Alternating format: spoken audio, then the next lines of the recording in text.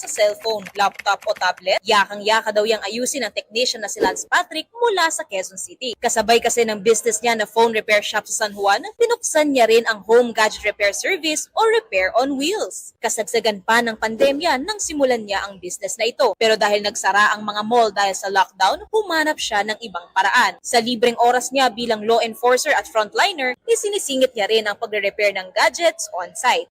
Naging in demand siya dahil yung ibang hindi makalabas. Tapos dahil may big panood, ECQ, MECQ, hindi ako nakakapasok ng bahay.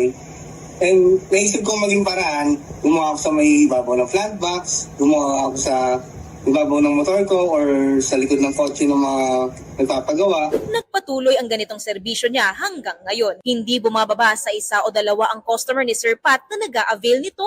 Ina-assess niya rin muna ang sirang kailangang ayusin bago pumunta sa tirahan o meet-up place ng customer. Bitbit niya sa kanyang motor ang mga tools na kakailanganin at mga piyesang posibleng magamit sa repair. Umabot na ang repair on wheel service niya sa Muntinlupa, Las Piñas at kahit pa sa Bulacan. Hindi rin daw kailangang isipin masyado ang gastusin dahil transpo fee lang ang dagdag na babayaran. Nakapantay lang din ng metro ng mototaxi. Paalala niya naman sa mga future customer na may makikita ring katulad na service online, i-double check at i-verify ang technician na mag-aalok ng serbisyo para sa inyong safety at pati ng inyong gamit.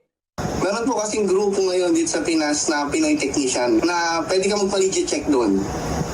Yung legit ba yung technician na magpo-provide ng service sa'yo at yung magsasell ng parts sa'yo. At the same time, yung kaya kang garantiyahan na mawarantihan sa parts after na service. Ang hanap buhay, nagagawa na ng iba kahit saan.